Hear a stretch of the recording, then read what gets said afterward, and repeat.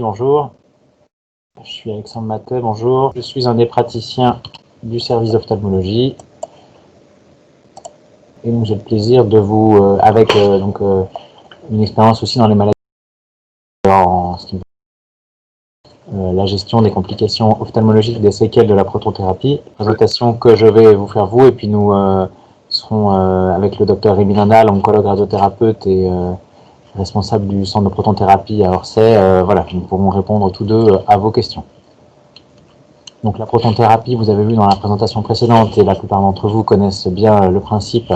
Il s'agit d'une radiothérapie à forte intensité, ciblée sur un volume très précis, et donc qui est tout à fait adaptée pour le traitement des tumeurs de l'œil, puisque ça va permettre d'épargner au maximum les structures voisines, et surtout de traiter une tumeur qui fait, dans l'œil, elle peut être assez importante, mais relativement à l'œil, mais elle est finalement toujours une taille de quelques millimètres, donc un très petit volume par rapport à d'autres lésions traitées par les radiothérapeutes, les oncologues radiothérapeutes. Donc cette protothérapie a malgré tout des effets secondaires sur l'œil, donc c'est un très très bon outil thérapeutique, mais qui a toutefois quelques effets secondaires, comme la plupart des traitements qu'on utilise en médecine. Et ces effets secondaires vont menacer deux choses. D'une part, la préservation du globe oculaire, alors que c'est bien entendu le but principal de ce traitement est de préserver l'œil, hein, comme vous le savez par rapport à l'énucléation. Vous avez vu la présentation de M. Sirignano, donc qui parfois on va renoncer à l'œil pour pouvoir traiter la tumeur. Et donc quand on a pu le conserver, c'est quand même dommage ensuite, en raison de nos complications, de ne pas parvenir à ce but. Et enfin, pour les patients qui gardent leur œil, vous savez que la vision est malheureusement secondaire. C'est un peu paradoxal pour un ophtalmologiste de dire ça, de reconnaître ça, mais c'est secondaire, et quand on peut garder l'œil, on aime faire le maximum pour garder aussi la vue, quand c'est possible. On va passer en revue ces deux complications. Donc, une des raisons principales pour laquelle la protothérapie elle entraîne ces problèmes sur l'œil, c'est parce que au-delà de la tumeur, on est obligé de traiter avec une marge de sécurité qui est de 2,5 mm, comme vous voyez par exemple sur ce schéma, et donc une grande partie de la rétine normale va être traitée. Donc les problèmes vont se développer sur la rétine elle-même, et parfois quand cette zone, alors ça n'était pas le cas sur cette tumeur, mais parfois la zone va aller toucher le nerf optique, que vous voyez ici, que je vous montre avec la flèche, ou la macula, qui est la zone centrale de la vision, responsable de la vision fine et de l'acuité visuelle. Et dans ce cas-là, il y a des conséquences encore plus désastreuses, avec souvent une perte de vision et parfois même irréversible. Voilà, donc c'est exactement ce qu'on explique là. Il y a aussi au diagnostic chez certains patients un décollement de rétine, qui est tout simplement un effet secondaire de la tumeur. Et ce décollement de rétine, il va aussi entraîner une souffrance de la rétine, ce qu'on appelle une ischémie, c'est-à-dire un défaut d'approvisionnement en oxygène, parce que l'oxygène pour la rétine, il vient de deux endroits. Il vient des vaisseaux de la rétine eux-mêmes qui sont là, et il vient du fond, donc ce qu'on appelle la choroïde, c'est-à-dire le tissu qui est sous la rétine. Et lorsque la rétine est décollée, cet approvisionnement est insuffisant. Donc on a une rétine qui va souffrir pour plusieurs raisons. D'abord ce décollement de rétine, ensuite la protothérapie qui va être le traitement qu'on va appliquer. Et donc enfin il y a une troisième cause de souffrance de la rétine, c'est ce qu'on appelle le syndrome de tumeur toxique. C'est-à-dire que la cicatrice tumorale, une fois qu'elle est traitée, va se nécroser. Et cette nécrose va entraîner la libération de plein de facteurs qui sont en fait ce qui est dans les cellules, qui sont en train donc de se nécroser. Et ces facteurs, on peut les résumer à des facteurs inflammatoires qui vont eux-mêmes exacerber notamment un possible décollement de rétine s'il est présent, et en tout cas la souffrance de la rétine. Vous voyez, il y a tout un tas de facteurs, donc ces trois facteurs qui sont le décollement, le syndrome toxique et la protothérapie, qui vont se combiner pour engendrer une souffrance du tissu rétinien, et donc par conséquence un défaut d'approvisionnement en sang. Pourquoi est-ce que ça c'est un problème, et pourquoi ça met en jeu la préservation de l'œil? Parce qu'une rétine qu'on appelle ischémique, qui a un approvisionnement en oxygène insuffisant, va faire se développer tout un tas de vaisseaux anarchiques qu'on appelle des néovaisseaux, qui vont venir pour compenser cet apport sanguin. Alors ça, c'est un processus totalement non contrôlé, qui en fait est très vite pathologique dans l'œil. Donc c'est probablement un processus normal dans le cadre du développement de la rétine, lors du développement embryonnaire ou de l'enfance, mais ensuite à l'âge adulte, c'est un phénomène en fait d'emballement en réaction à un stress ou à un état pathologique, comme notamment cette ischémie. Et donc ça peut être totalement destructeur pour l'œil, parce que ces vaisseaux vont se mettre à envahir toutes les structures, notamment la partie antérieure de l'œil, jusqu'à envahir ce qu'on appelle l'angle iridocornéen, qui est la structure que je vous montre ici, juste entre l'iris et la cornée, par lequel est réabsorbé le liquide de l'œil. Et lorsque cette structure se remplit de vaisseaux, elle se bouche, et à ce moment-là, la pression intraoculaire commence à monter. Voilà. Et donc les conséquences de ce phénomène, qu'on appelle un glaucome néovasculaire, vont commencer par la tension de l'œil, probablement un œil qui va se mettre à moins bien voir s'il y avait encore une vision. Il peut être douloureux, il peut être inesthétique, et donc par conséquent, quand on a un œil qui devient douloureux, qui ne voit pas bien, et en plus on a dedans, comme vous le savez bien sûr, une tumeur dont on veut bien sûr pouvoir surveiller et qu'on ne peut pas toujours le faire, parfois on est obligé de renoncer à l'œil et de pratiquer une nucléation secondaire, c'est-à-dire après le traitement initial par protonthérapie. Donc c'est bien sûr regrettable, donc d'où voilà, l'idée d'essayer d'éviter d'arriver à cette extrémité-là. Quels sont les facteurs de risque principaux de cette complication? C'est bien sûr plus la sera grande, on a mentionné seront importants, c'est-à-dire le décollement de rétine initial, le syndrome toxique et la zone traitée par la protonthérapie au niveau de la marge de sécurité. Et puis bien sûr, si le patient a des facteurs prédisposants, des maladies, par exemple un diabète, parce qu'à ce moment-là, c'est une maladie des vaisseaux du sang, maladie des vaisseaux, et que du coup, sur des vaisseaux déjà fragilisés, bien sûr, tous ces phénomènes vont être exacerbés.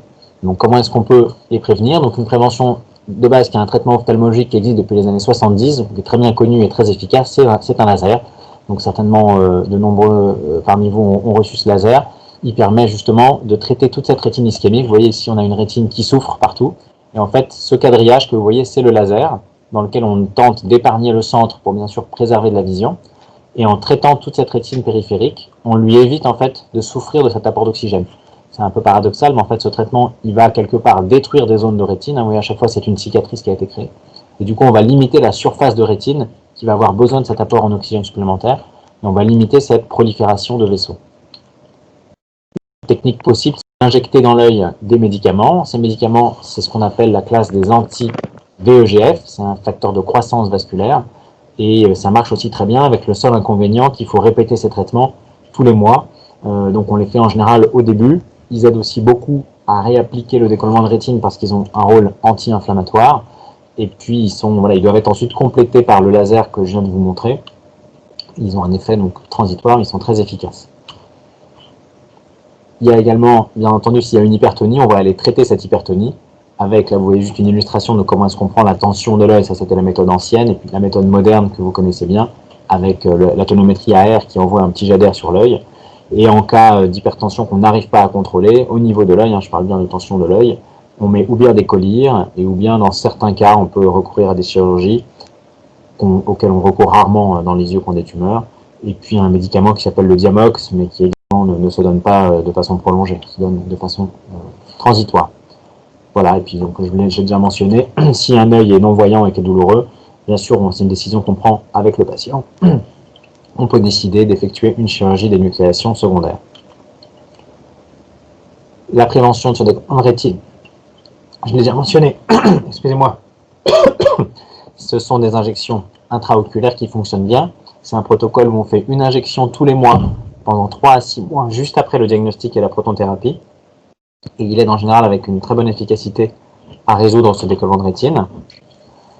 Dans certains cas, il y a une chirurgie qui peut se pratiquer qui s'appelle la chirurgie d'endorésection, dont certains d'entre vous ont peut-être entendu parler, mais si pour d'autres ça ne vous parle pas, c'est normal. Ça n'est pas proposé à tous les patients, tout simplement parce qu'il faut des critères de morphologie de la tumeur.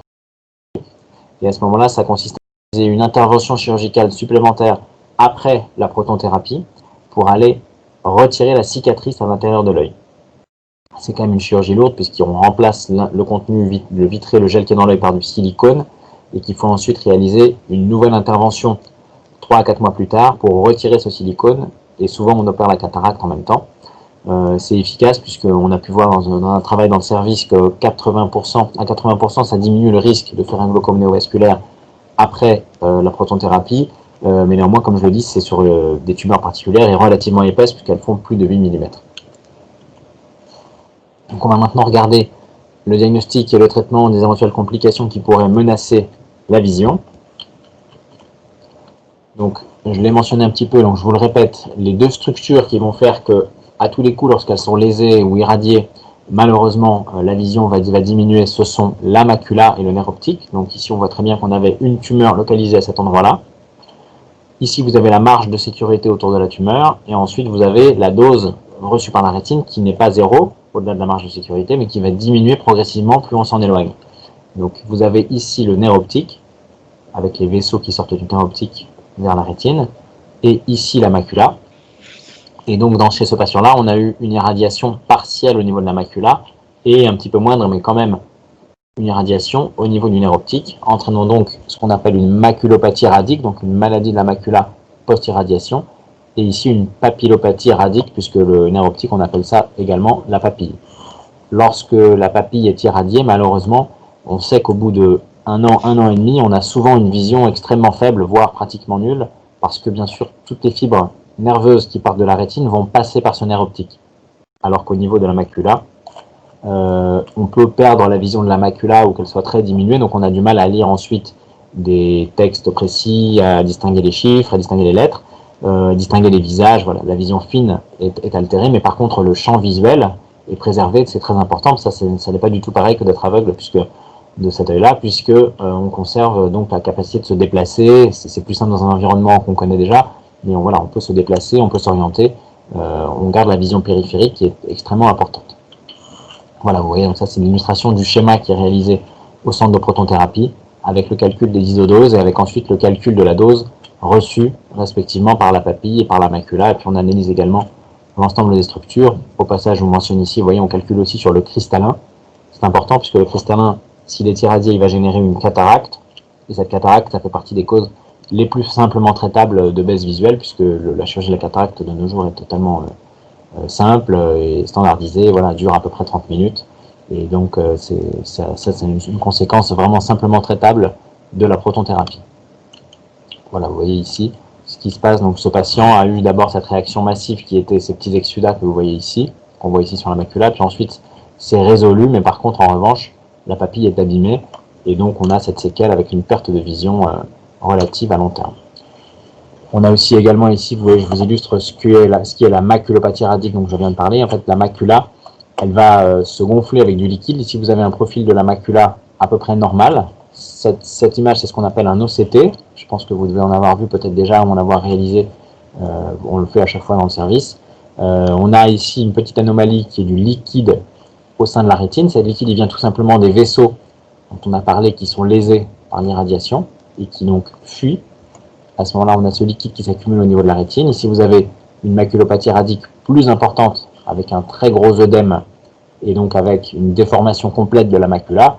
Si vous voulez, typiquement, ce patient-là, il peut avoir par exemple 7 sur 10 au lieu de 10 sur 10. Ce patient-là, probablement plutôt 2 sur 10. Et malheureusement, lorsque la macula a été trop longtemps abîmée avec cet œdème, elle finit par s'amincir. Et à ce moment-là, on a une perte complète des cellules rétiniennes à ce niveau-là. Et probablement, ça c'est un patient qui n'a plus une vision centrale fiable, hein, qui a peut-être juste les ombres qui passent, qui voit la lumière et les ombres, simplement. Et encore une fois, un autre exemple, vous voyez, avec une angiographie, donc ça fait des images un petit peu spectaculaires. On voit ça, c'est la cicatrice de la tumeur. On voit encore beaucoup de diffusion du colorant. Vous avez ici le nerf optique avec toute la vascularisation de la rétine qui part du nerf optique. Et ici, on voit, alors il faut voir, il est un tout petit peu entraîné, mais qu'on a donc cette zone toute noire, ça veut dire qu'il n'y a plus du tout d'apport sanguin qui arrive par les vaisseaux, et donc il y a une souffrance importante au niveau de la macula. Et là, on voit aussi qu'il y a ces vaisseaux anormaux, et puis une zone encore ici mal perfusée. Donc on voit que dans ce cas-là, la papille, donc le nerf optique et la macula ont souffert. Hein, c'est l'image, le même patient que la photo qu'on a présentée tout à l'heure.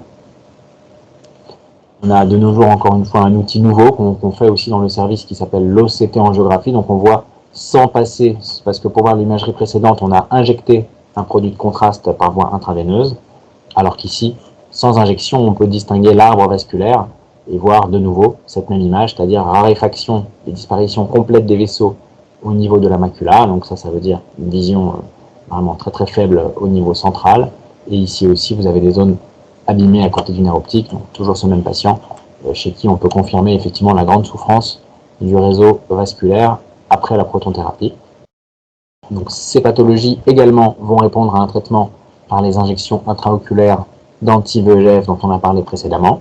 Ça va surtout jouer sur l'œdème maculaire, donc ces poches de liquide, les kystes que je vous ai montrés sur l'image d'OCT en coupe de la rétine. Néanmoins, ça aura un effet transitoire, donc il faudra les répéter une fois par mois, et donc au bout d'un moment, on fait le choix de les continuer ou pas en fonction de leur efficacité, puisque bien sûr, on ne traite pas seulement l'image avec le souhait que anatomiquement la rétine est une forme correcte, on veut surtout que la vision revienne. Comme ça n'est pas toujours possible, on module bien entendu nos indications par rapport à cela. Voilà, donc il y a aussi une possibilité qui a été soulevée, qui est une piste très intéressante, qui est la prévention. Ça, vous me direz pourquoi est-ce qu'on attend que la maladie soit développée et soit totalement présente, voire irréversible, pour faire ces injections. Et donc effectivement, il y a des gens qui ont essayé avec un petit début de succès, enfin en tout cas c'est encourageant, de traiter les patients dès la protonthérapie avec des injections dans l'œil pour limiter. Donc on a un exemple ici, vous voyez un patient, donc ça c'est si on ne fait rien, il y a une évolution encore une fois vers la raréfaction des vaisseaux au niveau du centre, alors que ici un patient qui a reçu ce traitement préventif et qui présente une vascularisation mieux préservée. Ça ne veut pas dire que ça marche à tous les coups, ça c'est juste un seul exemple. On va d'ailleurs dans le service probablement débuter également une étude, un essai clinique, pour tenter de répondre à la question de l'intérêt de ces injections préventives d'anti-VEGF au niveau de l'œil. Bien sûr, il y a des inconvénients, il faut s'astreindre à ces injections, bien les supporter, venir faire des allers-retours à l'hôpital. Donc, comme toujours, on considère l'ensemble de ces paramètres en jeu et on décide patient par patient. Voilà, donc c'est ce qu'on disait là, qu'il y a parfois une efficacité, ça a été vu voilà, dans le service. Et enfin, simplement pour passer en revue les autres complications après la protonthérapie, donc je l'ai mentionné tout à l'heure, et je vous le répète ici, donc la cataracte est parmi les complications les plus fréquentes, pratiquement 50%, c'est presque systématique, puisque tout le monde va un jour ou l'autre développer une cataracte, sans irradiation bien sûr, c'est plutôt autour de 70 ou 80 ans, mais avec l'irradiation, ça peut être bien plus précoce, et ça n'est pas très grave. Je vous remontre ici un schéma, je reviens sur mes diapositives pour bien vous rappeler de quoi je parle. Je parle ici du cristallin, donc c'est cette petite lentille qui est située juste en arrière de l'iris et qui a un rôle très important parce que c'est ce qui permet aux rayons lumineux d'être focalisés ensuite sur la rétine. Donc voilà, ça s'opacifie avec l'âge et ça va s'opacifier aussi plus rapidement à cause de l'irradiation. Je reviens sur mon schéma des complications. On a parlé de la maculopathie, donc la perte des vaisseaux au niveau maculaire. On a parlé du glaucome néovasculaire, donc qui est cette prolifération anormale de vaisseaux qui peut aller jusqu'à requérir une énucléation secondaire. Il faut mentionner bien sûr la perte des cils qui peut être très gênante dans certains cas, et donc ça peut se voir. Bien sûr, on essaye à chaque fois d'écarter, donc les techniciens et les gens qui travaillent au centre de protonthérapie ont tout à fait l'habitude d'écarter le plus possible les paupières avant d'effectuer le traitement. Malheureusement, parfois on a une petite perte de cils localisée. Le décollement du vitré, ça c'est relativement une pathologie anodine, je ne vais pas revenir dessus. En revanche, l'hémorragie du vitré, c'est plus embêtant. C'est une conséquence également de la prolifération de ces vaisseaux dont on a parlé. Ça va nécessiter, si ça ne passe pas tout seul, une intervention chirurgicale pour aller nettoyer à l'intérieur de l'œil le vitré, donc le gel qui remplit toute la cavité vitréenne, qui est rempli de sang. Je vous montre encore une fois sur ce schéma, c'est pratique, je parle de cette cavité-là. Donc ici on a le vitré. Et si une hémorragie survient là-dedans, on va tout de suite avoir une vision très basse pour le patient et pour l'ophtalmologiste, une impossibilité de surveiller la tumeur, puisqu'on doit regarder dans l'œil pour surveiller la tumeur. Donc c'est ce qui est une intervention par vitrectomie, donc ça consiste à mettre des petits instruments par ici et à nettoyer l'intérieur de cette cavité jusqu'à l'éclaircir à nouveau. Voilà, enfin il y a la kératite, c'est important aussi, et la sécheresse oculaire, c'est des conséquences d'une irradiation des paupières et en partie de la glande lacrymale, qu'en général on évite le plus possible. Cette sécheresse, et je pense que beaucoup d'entre vous savent de quoi je parle, il faut souvent suivre donc un traitement par collyre lubrifiant, ce qu'on appelle les larmes artificielles, avec en général une bonne efficacité, et c'est quelque chose qui peut être un petit peu invalidant. Voilà, et enfin, en dernier, on parle d'une inflammation. C'est vrai que la plupart des yeux traités pour une tumeur vont garder une certaine inflammation. Les conséquences de l'inflammation, ça peut être ce qu'on voit là, c'est-à-dire des synéchies, donc des adhérences entre l'iris et le cristallin. Il y a toujours un degré d'inflammation résiduelle et en général, on tolérer, voilà, il n'est pas nécessaire de faire des traitements supplémentaires sur cette inflammation.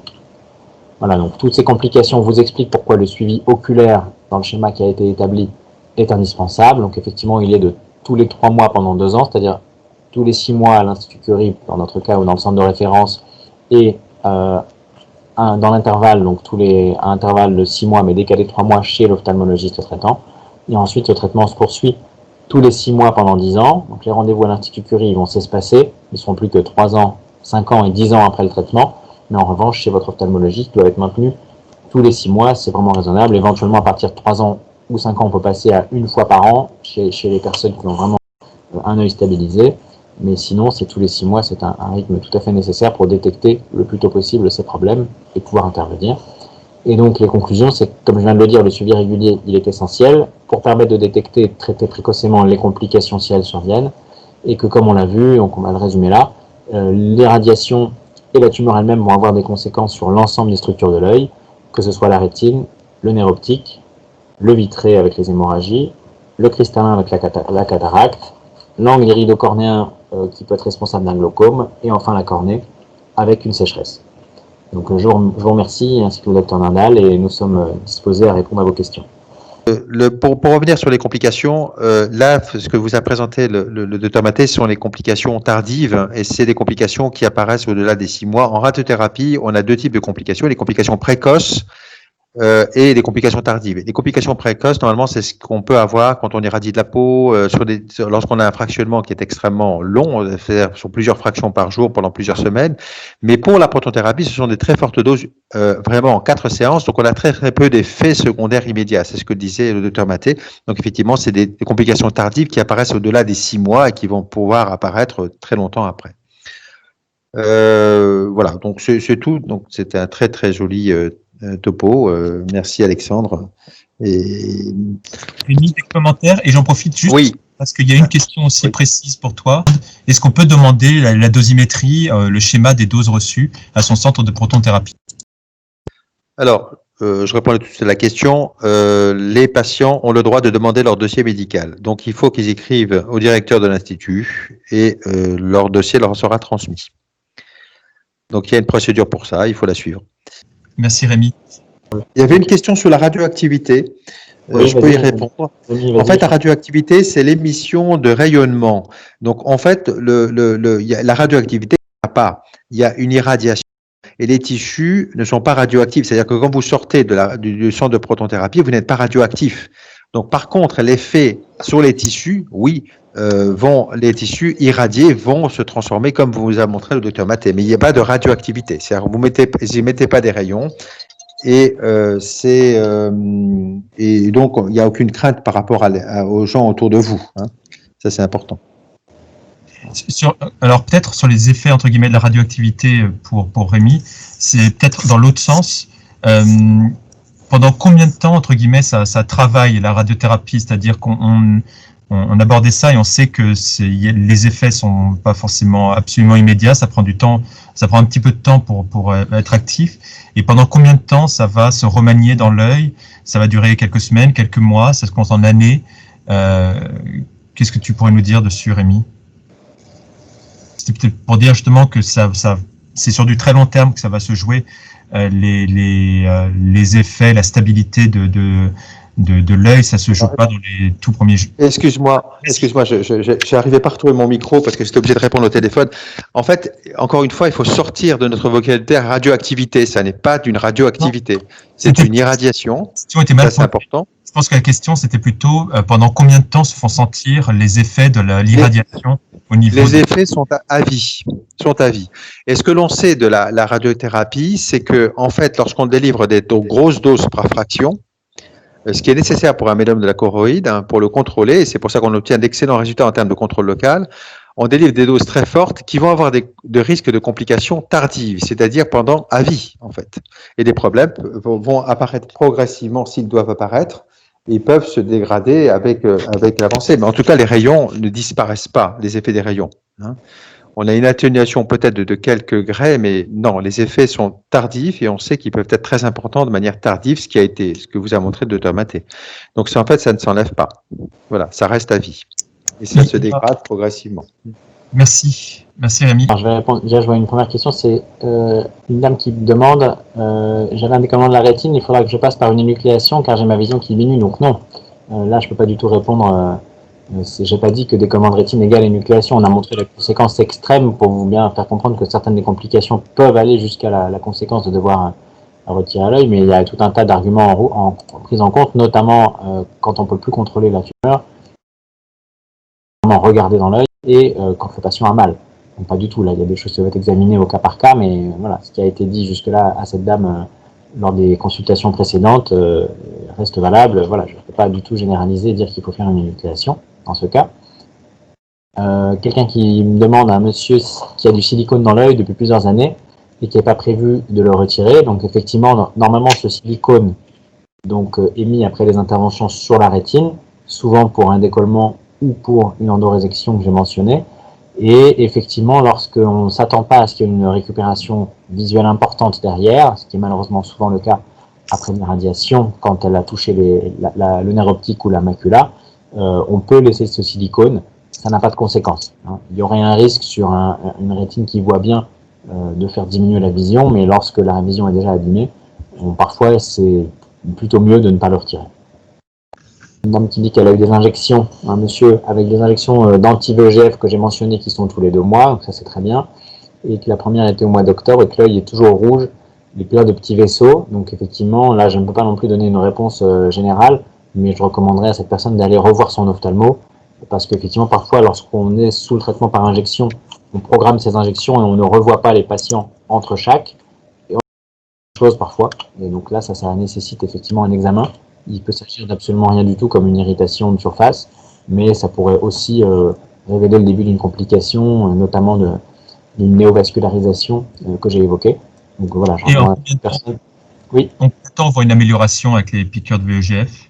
Tu vois une amélioration tout de suite ou il faut en faire déjà 3 premières pour commencer à s'entraîner? En général, on commence par en faire 2 ou 3 et c'est progressif, Voilà, ça dépend ce qu'on traite, mais si c'est le décollement de rétine, il met un petit peu de temps à répondre, il met quelques mois. Dans la plupart des maladies de la rétine, effectivement, ça répond bien aux injections et souvent on peut, avec le temps, un peu les diminuer et que leur effet soit maintenu. Et malheureusement, avec l'irradiation, ce qu'on a observé, c'est que souvent la maladie finit par progresser un peu plus vite que ce qu'on arrive à contrôler avec les injections. Alors, je ne sais pas d'une généralité, mais c'est parfois ce qu'on observe. Donc ça veut dire que c'est bien, là vous êtes plutôt dans le début du traitement, donc on regarde mois par mois comment ça fonctionne. On décide d'injecter ou pas d'injecter, puis à la fin on fait un peu le point, c'est plutôt en général au bout d'un an, 6 mois ou 1 an qu'on fait le point, on prend un peu de recul, c'est souvent d'ailleurs vos ophtalmologistes en région qui s'en occupent, et qui du coup on fait le point pour savoir si ça vaut la peine ou pas de continuer. Par exemple, si on voit que cet œdème il revient tout le temps et que votre vision elle continue à diminuer, à ce moment-là on peut se dire que ça vaut peut-être pas la peine de vous astreindre à ce traitement un petit peu lourd, des allers-retours, etc., des piqûres, des injections. Voilà. Ou au contraire, si vous trouvez que ça apporte un petit mieux ou qu'au moins ça stabilise la situation, bien on continue.